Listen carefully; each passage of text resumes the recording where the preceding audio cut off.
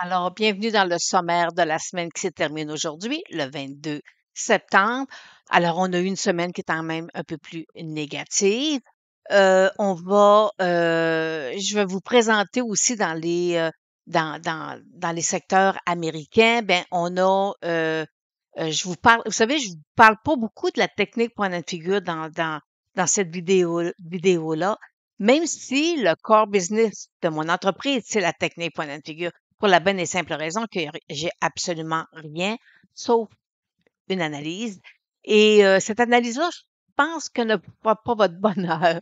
Alors, c'est pas tellement ça qu'on veut présentement dans le marché, mais qu'est-ce que vous voulez, c'est ce que j'ai à vous offrir.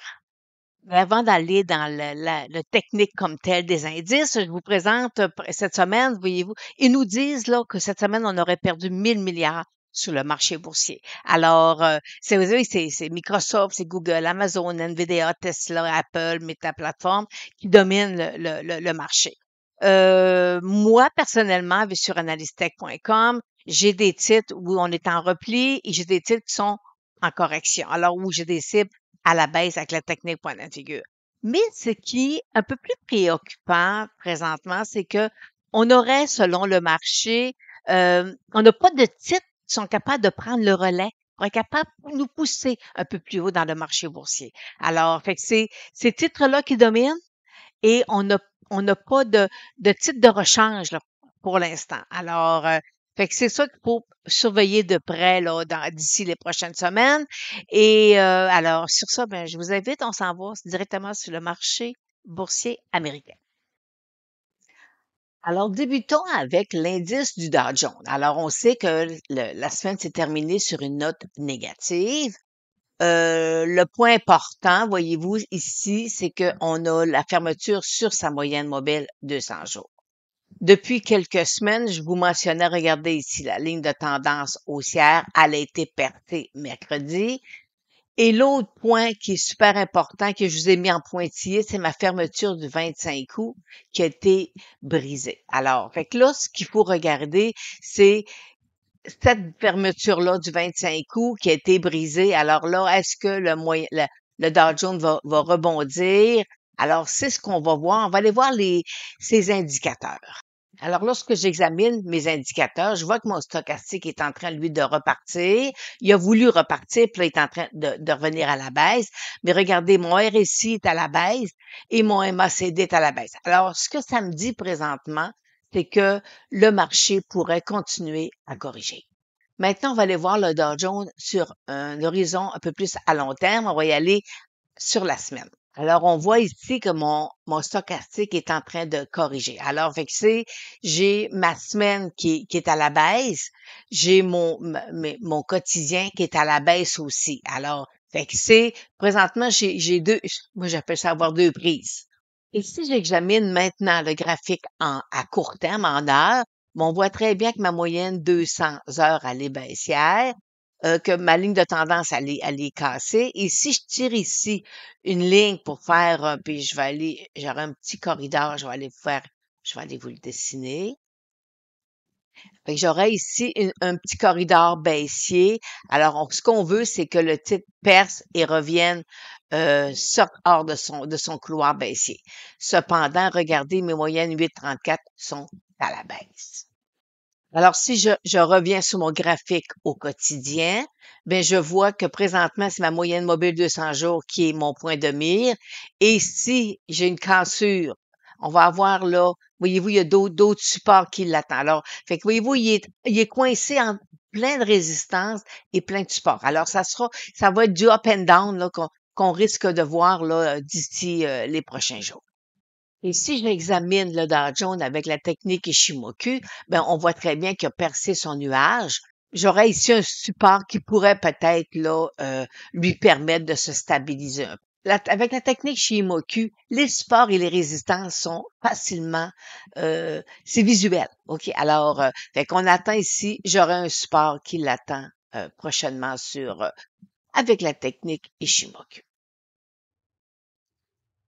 Examinons le Nasdaq 100. Je travaille avec le Nasdaq Le Nasdaq 100, c'est quand même si vous voulez avoir une bonne idée, un bon survol des titres technologiques. Alors c'est Apple, Microsoft, Amazon, Nvidia, Meta Platform, Tesla, Google. Alors c'est quand même là des gros titres techno, mais c'est Apple et Microsoft qui dominent quand même avec 20% de l'indice dans deux titres seulement. Alors c'est des titres techno. Là, on a ici, là, voyez-vous, on pourrait avoir une ligne de tendance ici, là, je vais l'allonger. Alors, présentement, le Nasdaq est en train de tester une ligne de tendance haussière et je peux vous dire que présent autour de 14 000, le Nasdaq 100 a un très bon support. Alors, pour l'instant, il peut y avoir des replis, oui, parce que vous savez qu'on a eu quand même une belle montée là, de décembre à aller à juin. C'était quand même phénoménal. On a eu quand même de beaux gains sur les titres technologiques. Alors, c'est comme normal un peu qu'ils se replient et qu'ils viennent retester sa moyenne mobile 200 jours. Si je regarde maintenant le Nasdaq 100 en semaine sur un niveau plus élevé, ben on voit très bien que le stochastique présentement est en train lui aussi de corriger, alors de descendre. Alors, fait qu'on peut s'attendre là, possiblement que la zone de support autour de 14 000 sera revisitée sur le Nasdaq 100. Alors, le Russell 2000, je peux vous dire que c'est un indice de small cap. C'est lui où, techniquement parlant, il est en faiblesse un peu plus que les deux autres indices qu'on vient de voir, les deux secteurs différents. Alors, regardez, ici, là, oui, j'ai un très beau support. C'est ce qui, ici, une ligne de tendance haussière. C'est ce qui vient venir toucher. Mais, je vais vous dire, selon moi, présentement, mes moyennes mobiles 8,34 sont en train de ici ma 34 en train de vouloir croiser ma 200 jours et sur des moyennes mobiles 8,34 qui croisent la moyenne mobile 200 jours, c'est très dur à inverser. Puis d'ailleurs, vous n'avez la preuve ici, là. Regardez en mars, lorsque les moyennes mobiles 8,34 ont croisé, regardez la baisse qu'on a eue sur l'indice, sur le score. Alors, fait que les small caps, puis vous savez que lorsqu'on parle du Russell 2000, ce que les analystes recherchent, c'est qu'ils disent, quand le Russell 2000 donne un signal de renversement de tendance, ben, ça veut dire que le marché va virer puis on va revenir à la hausse parce que ça serait en principe, c'est le secteur, l'indice qui nous donne toujours d'avance là que le marché boursier va revenir à la hausse. Du marché boursier parle aussi en même temps de volatilité. Alors, vous avez le VIX à l'écran, l'indice de volatilité. Voyez-vous, il nous a fait un bas ici en juin à 12,91 et il nous a fait un nouveau bas en septembre à 12,68. Et présentement, voyez-vous, il a rebondi. Et là, je vais vous l'agrandir. Et regardez ici, là, on a une belle grosse chandelle de décision. Alors, ce qu'on veut, c'est que ce que l'indice nous dit, c'est que lorsque l'indice repart à la hausse, ça veut dire qu'à ce moment-là, le marché corrige. Alors, ce qu'on recherche présentement, c'est ici, mon indice doit percer ma moyenne mobile 200 jours. Mais je vais vous montrer quelque chose. Vous avez l'indice de volatilité, le VX, avec la technique point and figure. Et présentement, ce qu'on voit ici, ce que j'ai à vous proposer là, c'est qu'on aurait un potentiel que l'indice de volatilité monterait jusqu'autour de 25. Alors, avec la technique point and figure. Mais vous savez, ça, c'est des mathématiques. Alors, là, je vais revenir sur le titre, sur l'indice, dire. Alors, et ce qu'on veut, c'est qu'il perce ici sa moyenne mobile 200 jours et on aurait fort probablement là autour d'ici. Puis là, on va aller voir. Regardez, je vous l'ai mis là, à partir de la technique point de figure. Je vous dis, on aurait un rebond une poussée jusqu'autour de 25, puis en tirant une ligne, ben, on voit très bien ici là que j'ai déjà eu une résistance. Alors, advenant que le marché baisse dans les prochains jours, prochaines semaines. On peut s'attendre à ce que le VIX monte à 25. Et après ça, j'ai une belle grande ligne de tendance baissière qui devra inverser. Mais présentement, c'est le VIX que vous devez surveiller. Et là, on va aller dans les commodités. On va débuter avec le pétrole. Et là, vous êtes sur le site de NetDania. Je l'aime parce que c'est assez, je peux avoir des belles petites, je vois mes chandelles, là. Alors, fait que voyez-vous, présentement, ma moyenne mobile 200 jours, elle est toujours haussière. Et là, on a quand même des chandelles d'indécision. Et vous savez que c'est présentement la zone entre 90 et 95, c'est une zone de résistance sur le pétrole. Alors, je vous la montre présentement. Voyez-vous ici, là, aller jusqu'à 94, 93. Là. Alors, voyez-vous, on a ici, il y a une bonne résistance sur le pétrole. Alors, on peut voir des hausses et des baisses. Alors, fait que moi, personnellement, je n'ai pas de cible avec la technique point and figure. La technique point and figure, ma cible a déjà atteinte. Alors, fait que là, et j'ai pas de cible à la baisse. Mais regardez ici en semaine une belle chandelle d'indécision qui vient corroborer ce qu'on voyait ici à court terme. Alors, on surveille le pétrole, voir est-ce que la résistance aller jusqu'à 94 va le repousser, ou va tout simplement lui permettre d'aller dans un couloir latéral. On a présentement l'or à l'écran. Alors, on voit ici, regardez, si je trace une ligne ici, là, j'aurais une espèce de triangle sur l'or. On n'a pas, j'ai pas de cible à la hausse, j'ai pas de cible à la baisse. Et pour l'instant, tant et aussi longtemps qu'il va rester au-dessus de ma moyenne mobile 200 jours, ça me satisfait. Et pour le Bitcoin, le BTC, ben voyez-vous, lui aussi, il valse entre sa moyenne mobile 200 jours. Fait qu'il il la casse, il repasse. Alors, fait qu'on est présentement dans une espèce de triangle, là, excusez, pas de triangle, mais de rectangle à l'intérieur du Bitcoin. Alors, j'ai pas de cible à la hausse ou à la baisse sur le BTC. Alors maintenant, examinons le secteur canadien, le TSX. Alors, vous voyez que présentement, il est dans une espèce de couloir, pas couloir latéral, mais il se déplace à l'horizontale, il se promène entre sa moyenne mobile de 200 jours. Et vous savez que dans le TSX, on a trois secteurs qui dominent. On a le secteur de l'or, on a le secteur du pétrole et des services financiers et de la finance. Alors, ce qu'on veut, on veut pas qu'il perde son gros support, la belle grosse ligne rouge qui est autour d'environ 19 600. Alors, l'indice de la consommation base, faut y aller prudemment. Il risque là, voyez-vous ici, là, j'ai une belle ligne de tendance haussière. Alors, il y a un risque quand même assez dominant que la consommation de base perce un très bon support. Puis regardez ici, j'ai ma moyenne mobile 200 qui est à proximité de ma ligne de tendance haussière.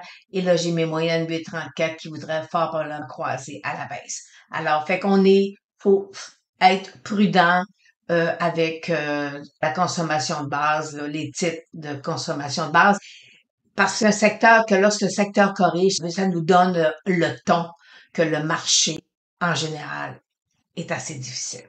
Alors, le secteur de l'énergie sur le marché canadien, c'est quand même, vous voyez là, qu'il représente vraiment bien ce que le pétrole est en train de nous faire. Alors, voyez-vous, lui aussi, là, on est présentement en train de sortir. On avait un petit couloir latéral. Alors, on voit que la résistance entre jusqu'à 94-95 sur le pétrole, ça se répercute sur le secteur de l'énergie.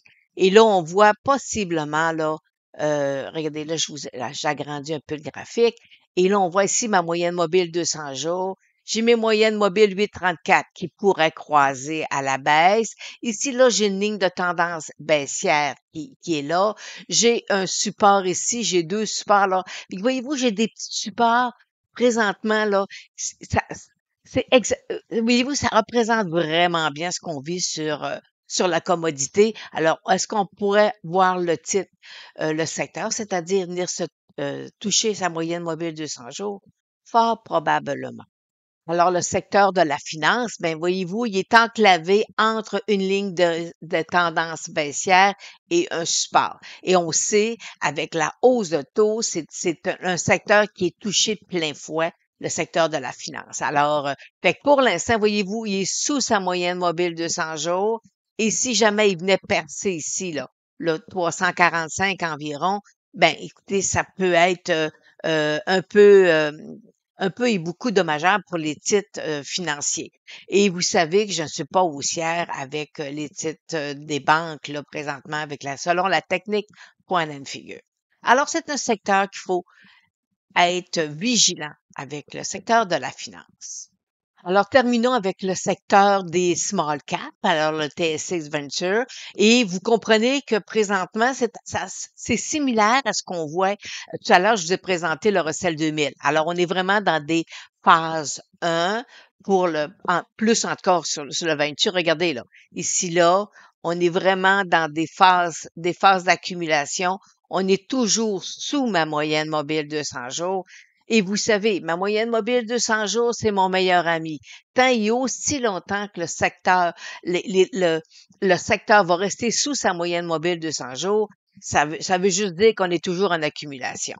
Et quand je revois ça, le graphique que vous avez présentement à l'écran, ça me fait penser au secteur du pétrole, il y a 4-5 ans, lorsqu'on avait des accumulations similaires à ça, que ça a été long, mais lorsque, en 2000, le pétrole est reparti, le secteur nous a offert de beaux rendements. Alors, fait qu'il faut jamais désespérer avec l'analyse technique.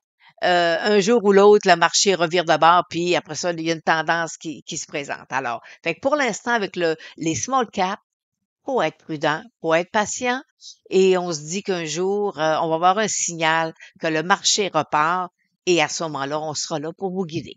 Alors, on a eu une semaine, comme vous avez vu, qui était un peu plus négative, mais la semaine qui s'annonce, on a 3 titres qui vont nous présenter le résultat.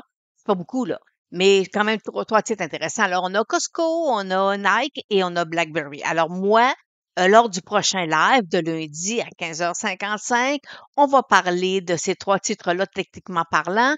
Vous savez vous avez vu dans la vidéo, on va parler beaucoup d'inflation, des taux d'intérêt, parce que je dis qu'on en a déjà parlé beaucoup plus la semaine passée. Alors, fait que là, cette semaine, on va mixer notre regard va aller sur ces 3 titres-là. Alors, je vous attends lundi dans le prochain direct à 15h55.